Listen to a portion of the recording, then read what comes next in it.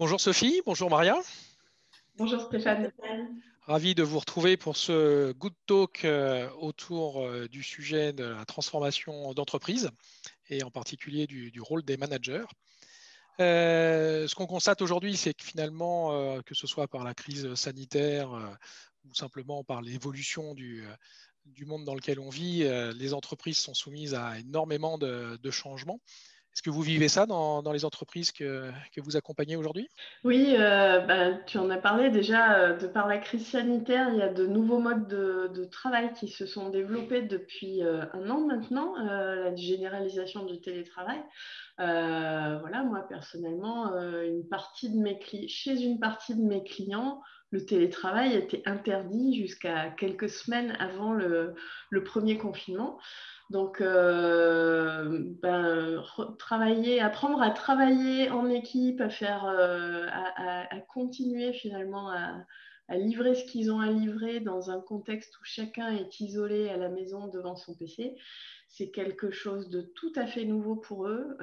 Ça a mis très très brutalement fin à à des pratiques managériales très contrôlantes parce que juste ça ne peut pas marcher dans ces conditions-là.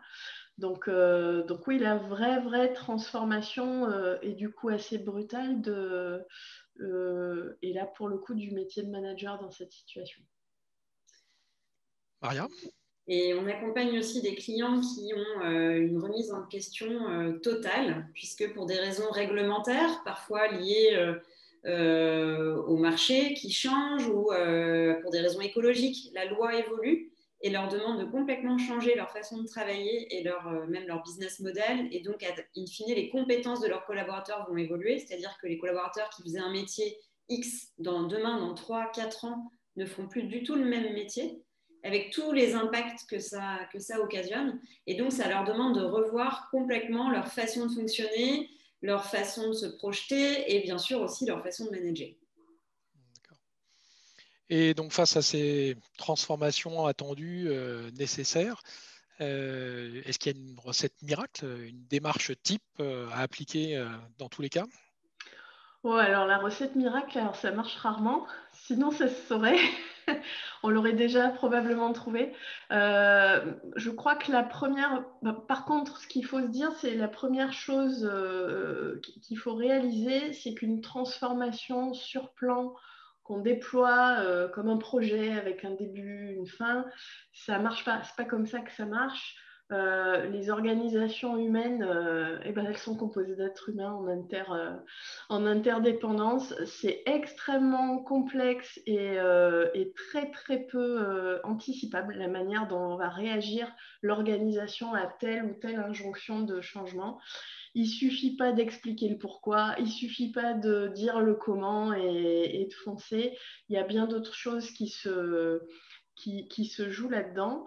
Et ça sert à rien non plus de lutter contre ce qu'on appelle la résistance au changement, parce qu'en fait, c'est ce qui nous tient en vie, c'est ce qui tient les êtres humains en vie, et c'est ce qui tient aussi les organisations en équilibre. Donc la résistance au changement, c'est un phénomène humain tout à fait normal. Donc déjà, il faut réaliser tout ça, ce qui après ouvre de nouvelles perspectives sur la manière dont on peut amener des vrais changements qui s'inscrivent dans la durée.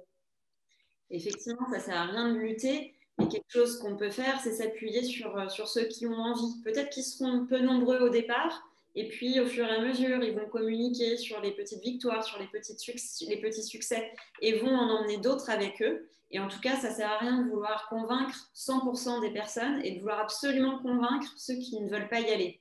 Ils suivront avec le temps, ou pas d'ailleurs, hein, mais en tout cas, ne vous acharnez pas à vouloir convaincre 100% des personnes.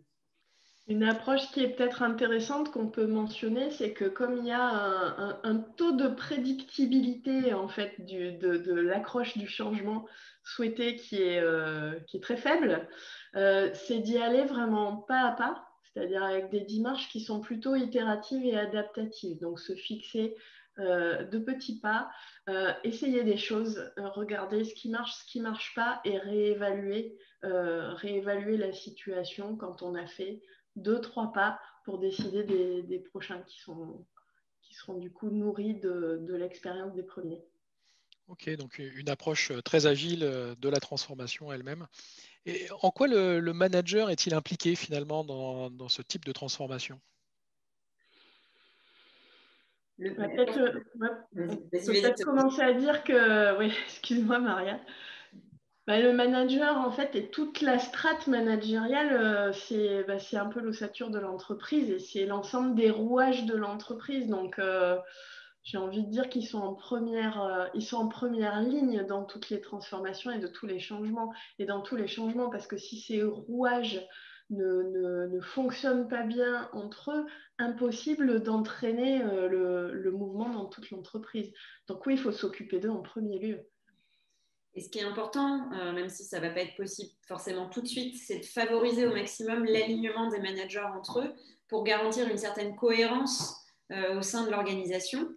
Pour ça, on ne vous en dit pas beaucoup plus puisqu'on aura un webinaire qui est dédié au sujet avec Sylvie Rabi sur le thème de l'équipe numéro 1, l'équipe numéro 1 du manager, qui est finalement l'équipe de ses pairs plutôt que l'équipe de ses collaborateurs, que vous allez pouvoir retrouver en replay si vous le souhaitez. Très bien. Donc, premier point, finalement, l'alignement des différentes couches managériales avec la stratégie de l'entreprise. Une autre clé d'une transformation réussie, Maria? Après, ça va être effectivement, on favorise cet alignement des managers et après, comme l'a dit Sophie, les managers sont la chaîne ouvrière de cette transformation. C'est eux qui font la courroie entre ce qui vient d'en haut et puis l'exécution, quoi, finalement. Et donc, pour ça, il va falloir qu'ils favorisent plusieurs choses. Alors déjà, on en parlera peut-être après, mais il faut déjà qu'ils soient eux-mêmes convaincus, car s'ils bloquent, ça risque de vraiment complexifier les choses. Et puis, une fois qu'ils sont convaincus, il va falloir qu'ils puissent favoriser l'appropriation de pourquoi on leur demande à leurs collaborateurs d'évoluer, pourquoi on leur demande de changer leurs compétences, pourquoi on leur demande de travailler différemment. Il va falloir qu'ils favorisent cette appropriation auprès de leurs collaborateurs, qu'ils les accompagnent dans l'acquisition de nouvelles compétences, par exemple. Il va falloir aussi qu'ils favorisent la motivation de leurs collaborateurs, puisque finalement, c'est pas je te dis de changer, et les collaborateurs, par une baguette magique, vont d'un seul coup changer, être motivés. C'est pas aussi simple que ça. Il va falloir que chacun puisse trouver du sens à cette transformation. Tout à l'heure, je parlais de raisons écologiques qui amènent parfois nos clients à devoir se transformer. Est-ce que ça a du sens pour les collaborateurs? Pourquoi est-ce qu'on leur demande de changer? Voilà, que chacun puisse trouver ses propres raisons en fait, de se mettre en mouvement. Puis la troisième chose, c'est qu'il faut que le cadre soit assez clair, que les collaborateurs sachent quoi faire, si on leur demande d'acquérir de nouvelles compétences, quelles sont-elles, à quelle échéance. Il faut quand même que les choses, même si on agit de façon itérative, comme l'a dit Sophie, petit pas par petit pas, il faut quand même qu'au sein de ces petits pas, les choses soient quand même assez claires pour que les collaborateurs sachent comment agir et se mettre en mouvement.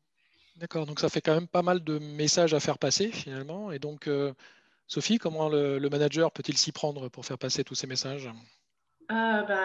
Déjà, c'est établir une relation, et ça, ça me paraît capital, une relation individualisée avec chacun de ses collaborateurs. Maria a parlé de motivation. On sait tous aujourd'hui que les facteurs de motivation carotte-bâton ne marchent pas en tout cas avec les challenges qu'on a à relever dans les entreprises aujourd'hui. Et du coup, qu'est-ce que ça implique? Ça implique de vraiment connaître les leviers de motivation individuelle et assez profonds des collaborateurs. Donc ça, se réserver du temps chaque semaine pour un court entretien informel face à face ou caméra allumée, puisqu'on est à distance aujourd'hui et c'est des choses qui marchent très bien aussi comme ça. Avec chacun des collaborateurs, ça c'est pour moi la clé numéro 1, le premier investissement très payant du manager, que le manager peut faire. D'accord. Donc finalement, on pourrait dire que notre objectif, c'est d'obtenir des collaborateurs qui soient à la fois sachants, pouvant et voulant s'inscrire dans cette transformation. Donc finalement, les managers sont totalement à la manœuvre dans ce genre de contexte. Est-ce qu'ils sont aujourd'hui armés pour ça? Moi, la plupart des managers que je rencontre dans les entreprises où j'interviens ne le sont clairement pas. Je rencontre énormément de managers qui ont été promus par compétence, en fait, donc une forme de manager expert. Ils étaient bons dans le domaine technique ou opérationnel dans lequel ils évoluent. Donc, ils ont été promus managers, mais finalement avec assez peu de formation et surtout assez peu de formation sur cet aspect relationnel. Comment écouter l'autre, comment entretenir la relation avec les collaborateurs. Tout ça, souvent, c'est des choses sur lesquelles il faut revenir en premier lieu quand je fais des accompagnements. En tout cas, c'est quelque chose que je suis souvent obligée d'aborder d'entrée de jeu parce que ce n'est pas en place. Le manager et puis aussi peut-être les collaborateurs, Maria, non? Impliquer Oui. aussi les collaborateurs. Effectivement, le manager va être la locomotive, mais la transformation, elle est bien globale, effectivement. En l'occurrence, moi, je rencontre tout type de managers, certains qui ont déjà reçu plein de formations en management, mais qui, pour autant, ne voient plus le sens et ont du mal à lâcher prise sur certaines façons de faire qui, jusqu'à présent, fonctionnaient. Donc, pourquoi changer, finalement, quand ça a toujours fonctionné? D'autres qui sont passionnés du sujet et qui se documentent beaucoup, qui participent, qui lisent plein de bouquins sur le management et sur qui, d'ailleurs, on peut s'appuyer ensuite pour initier à lancer la transformation. Et puis d'autres, voilà, comme le disait Sophie, qui vraiment, effectivement, ont été promus managers, on rencontre encore beaucoup dans nos organisations parce qu'ils sont des experts techniques et qui ne savent pas, qui n'ont pas des compétences pour manager. Donc, on a vraiment, effectivement, des cas de figure assez différents. Et l'idée, ça va être en premier lieu d'accompagner ces personnes par des dispositifs différents. Ça va dépendre du contexte de l'entreprise, de là où on en est, de là où on part. Mais ça peut être des formations, mais une formation toute seule ne suffira pas. Ça peut être du coaching, ça peut être du co-développement pour favoriser les échanges de bonnes pratiques entre pairs. Ça peut être du mentoring. Voilà, on peut imaginer plein de choses pour que progressivement, les managers fassent un pas de côté, prennent du recul, lâchent prise et essayent un nouveau management qui accompagnera cette transformation. Très bien, merci. Donc, en résumé, si je puis dire, les clés d'une réussite dans la transformation d'une entreprise, ce n'est pas tant la méthode qu'on va appliquer, mais plus finalement que les managers réinvestissent pleinement leur posture de manager leader, voire même de coach auprès de leurs équipes, et qu'eux-mêmes deviennent des vrais acteurs de cette transformation. Merci beaucoup, mesdames. Merci pour tout ce partage d'expérience et d'expertise. Et je vous donne très bientôt rendez-vous pour un autre Good Talk. À très bientôt. Merci Stéphane, au revoir. Au revoir.